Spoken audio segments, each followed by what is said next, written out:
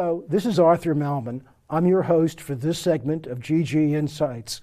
And today our guest is Charlotte Sasso, who many people know as the proprietress of Stuart's seafood shop.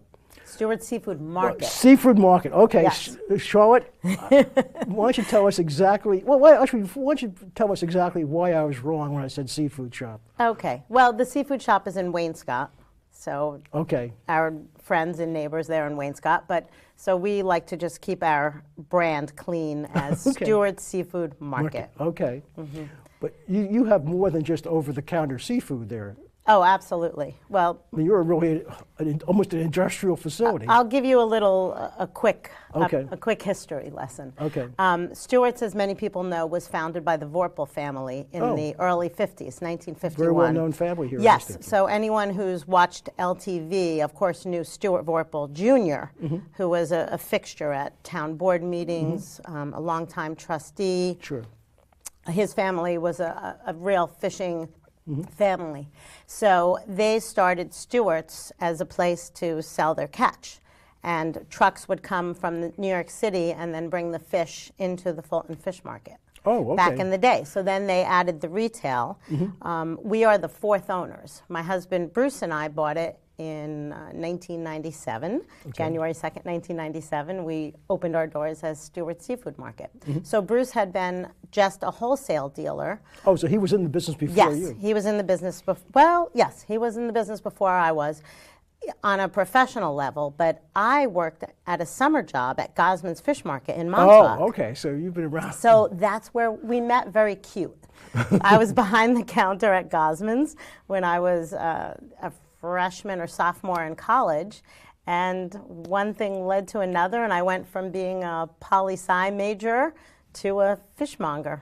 Fishmonger. Well, you're great as a fishmonger, but you do a lot of other things in the town. Yes. I know you're a trustee of the Jewish Center, and you're involved in a lot of school activities. Very active parent in the schools. And our focus is sort of the future of East Hampton, what some of the problems are, the opportunities. Sure. And what's put you now as a businesswoman?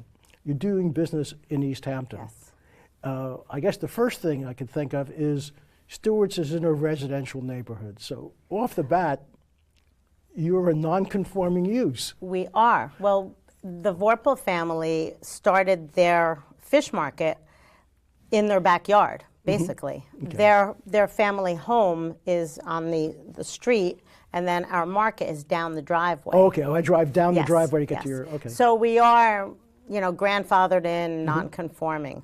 Okay. We've definitely grown the business from just the way they started out, just selling their bycatch. Right. They added other items that people wanted. And then the other owners, I think, added in a few other little groceries, but then I've taken it to the next level, where you can basically get everything that you need for your meal except wine and beer. We have everything there. So we have prepared foods. We have an extensive, gourmet selection. We do takeout food. For a time, we were doing off-premises catering. Well, let me ask you one thing, though. I wanted to stress the fact that you were a non-conforming user. Yes. Because the town grew up around you. Absolutely. What kind of practical problems have you found over the years by being non-conforming? Well, the biggest problem is people knowing that we're there.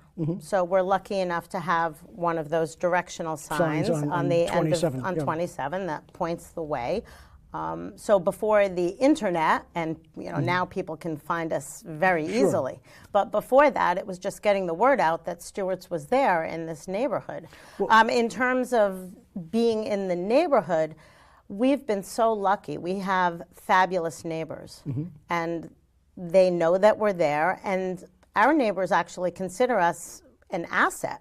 Because they're able to come and shop, and it saves them a trip. They don't have to make a left turn. So some people walk down the driveway. Well, what about the building department and making improvements? Or you haven't had that? We follow all the other code regulations. I mean, we get inspected by the fire marshal. We fill out our rental registry for our We have two homes on the property, the original Vorpal home, and then a second smaller house that was added there.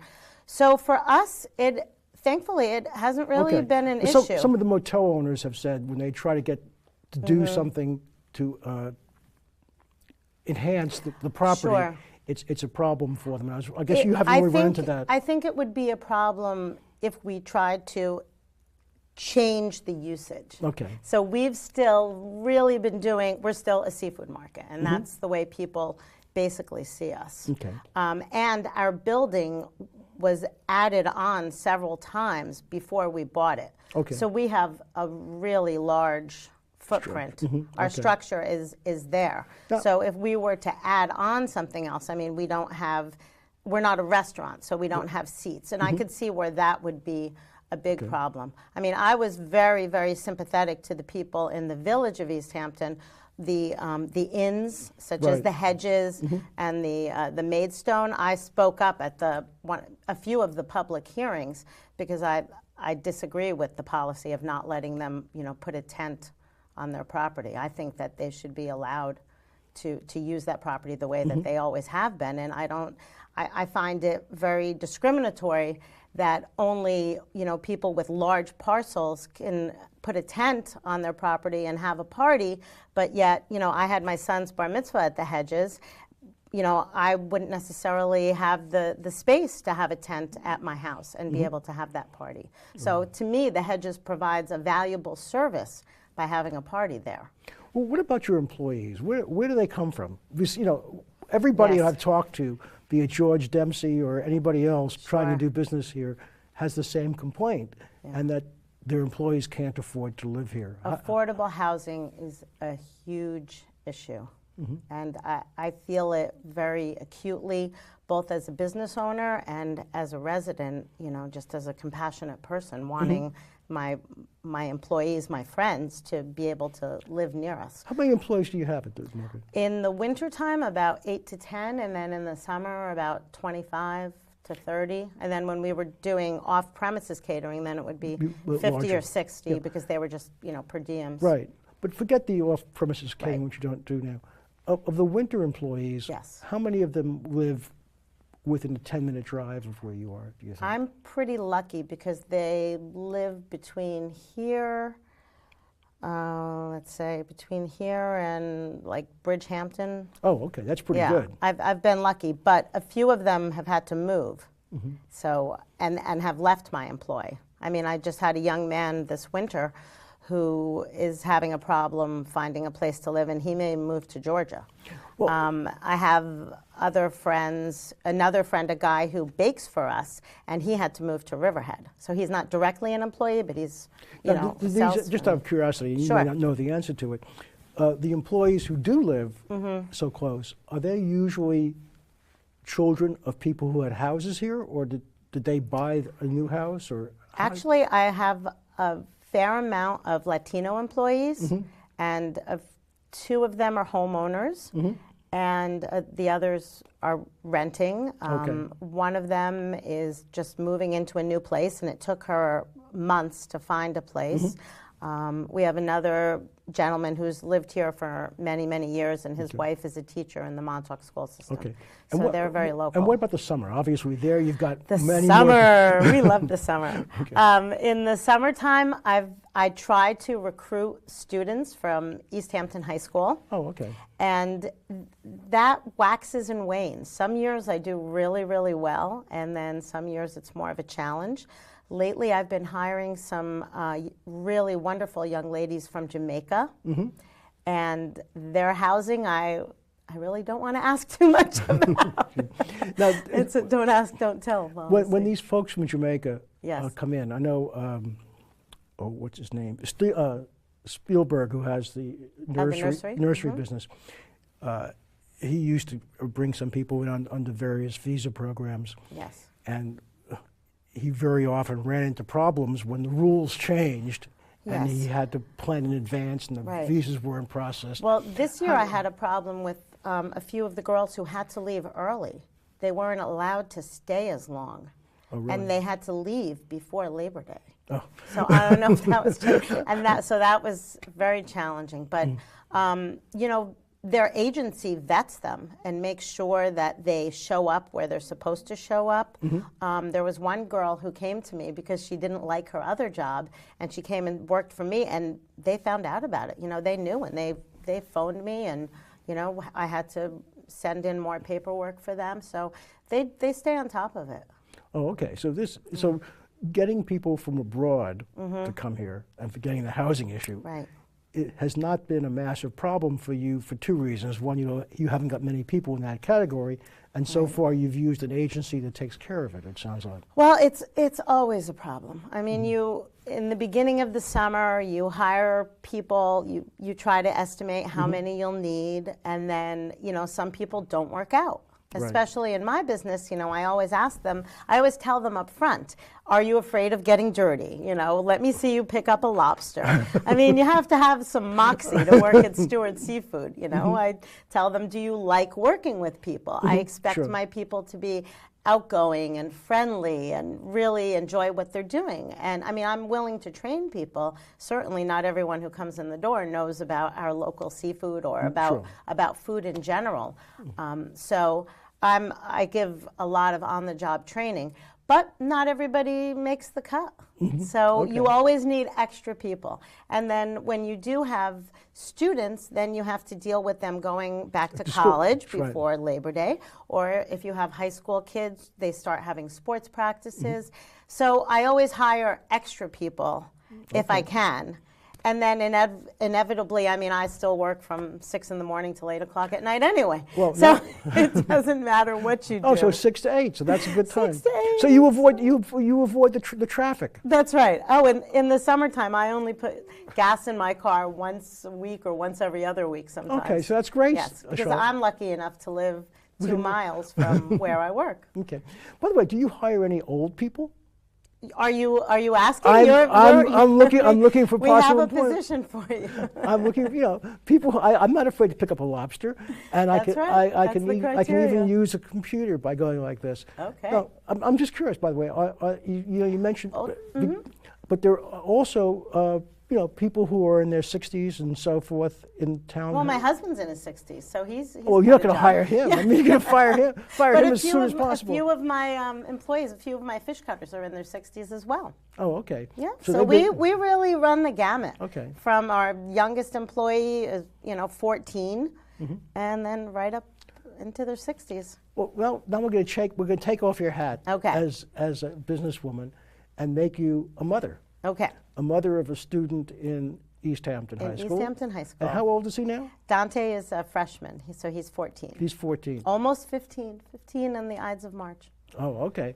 Now, what kind of challenges, problems, opportunities have you found as the mother of a kid in East Hampton? Right. And a lot of people have lots of problems with drugs, with activities. Yes. Tell us about that, will you? I mean, again, I consider myself very blessed that Dante is involved with a lot of wonderful programs out here.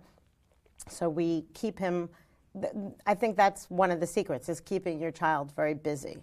And so, you know, you have sports, you have, you know, theater, you have, you know, Hebrew school, reluctantly. But for kids out here, they can get bored. You know, we're definitely lacking in some of the recreational facilities. Like what? Well, so Dante is an avid baseball player. And the teams, you know, there are Little League teams, but once they get a little bit older or once they get a little more involved with baseball, we have to travel to Brookhaven to play in the big, because that's where all the other teams are. You know, once you get done playing around just Montauk Springs, East Hampton, then you end up traveling up to this fantastic facility in Center Moriches where they have 4 baseball fields with lights and a concession stand, and you know the competition picks up there. So it's a slog. I've had girls. Okay. Well, girls, the softball girls travel as well. They're volleyball players and tennis players and stuff like that. But I've got 8 grandchildren. So any sport Yes. you want, my kids are involved, my Right. grandkids are involved in. Right. But when does Little League end? Is it They play right up until 6th grade for most 6th grade? for most kids, for and, most boys and after, girls. after 6th grade, there's nothing? Well, no, for baseball? then they're on the travel teams, and then they're on the school teams. Okay. So even in the school teams, our school kids have to travel. I mean, some of the teams go all the way up to Kings Park for a game, and then they still have homework to do. So I know about that. Yes, yes. And I mean, listen, it helps them build up some resolve, and they have to learn time management. So it's not entirely a terrible thing, but if your kids aren't involved in those organized activities and they're just hanging around, that's when they can get into trouble, right? Yeah. And so besides the movies, how many times can they go to the library? How many times, luckily I guess they have the Y, so that's an asset.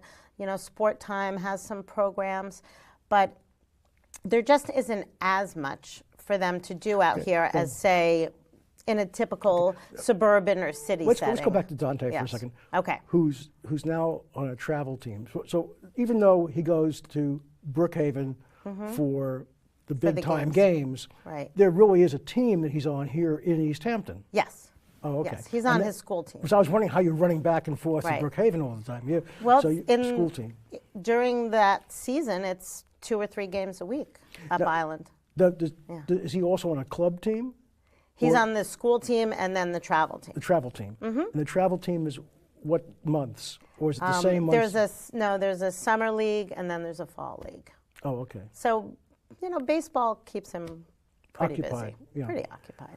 Okay, so... And then he likes to come here to LTV and talk about baseball. Okay, we'll have him on our show. I mean, Sure. You're talking about parenting. I think we've got to make sure we get Yes. the object of your parenting and tell. He's going to tell us all the bad things. That's right. You're not as good I'm as sure. you look. I'm sure, as only a teenager as can. only a teenager. But Mother. The nice thing about parenting out here is I've made fabulous friends. We still have a monthly girls' night out with a group there are 8 of us who've been friends since we did Mommy and Me class. Oh, okay. Since the kids, did music together and programs like that. So it really speaks to the sense of community out here is that, I value the friendships that I have. Being in a small town, you do know people, you do get those connections and keep those connections, and everyone is there for each other. It really is a nice place to live. Let's go back to something you said, and that was, you ticked off the movies, things for kids to do, forgetting the time when they're in school and when they're with a team, and you ticked off the movies. The movies. The new bowling place. The new bowling place. Their Sport Time has a couple of things.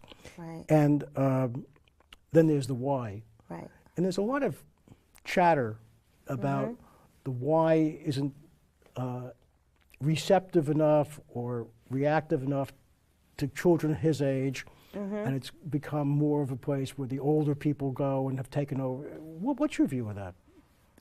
Well, he doesn't go there, so I guess that speaks to your point. He doesn't like the water. He doesn't want to go swimming. The water's. He's not as much of a pool kid. I mean, a lot of my friends have been really involved in the Hurricanes, and their kids love it. So again, that's a really, whatever. When your children are young, you expose them, or at least I did. I tried to expose them to as many things as possible. So we went to the Science Museum, we went to the Children's Museum. You try art, you try music. Now Dante's on the band at school, which is another, wonderful part of the education out here. They have a fabulous music program in East Hampton, which people might not know.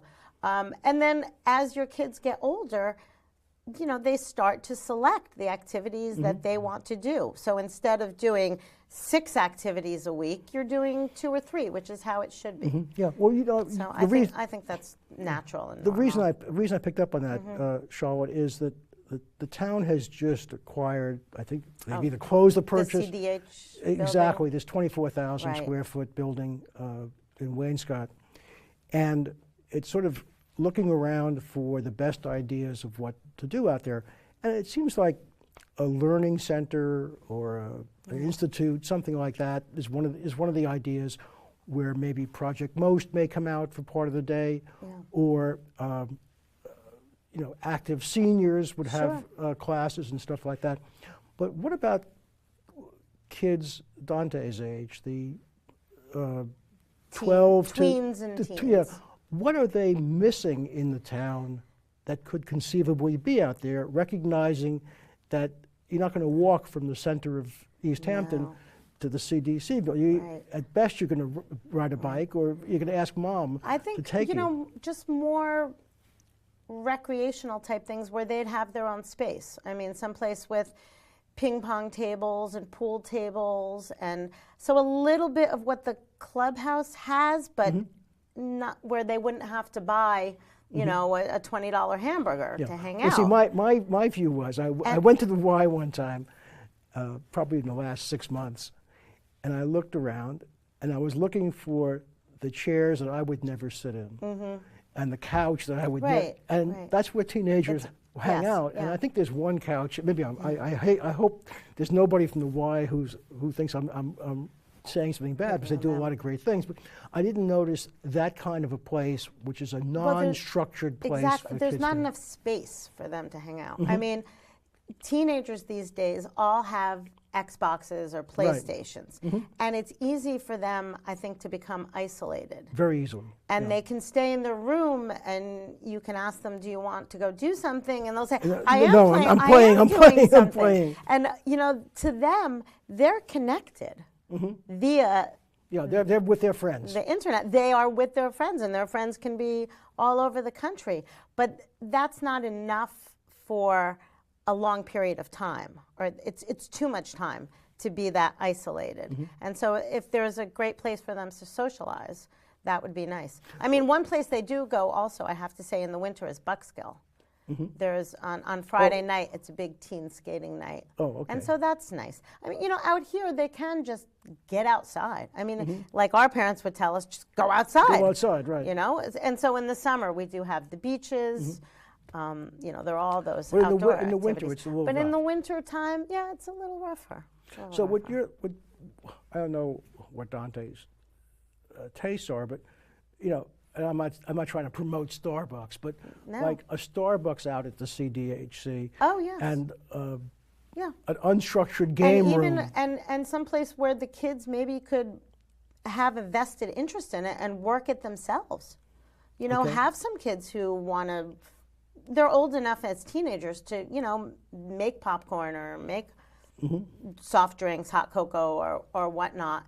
Let them have cameras. Let them get more involved with something like LTV and do projects there. They're a lot smarter than we are, or at least a lot more tech savvy. I know that. I never have a problem. To be honest with you, I wait for my 3-year-old granddaughter to come and show me how to. She might have the most patience for you.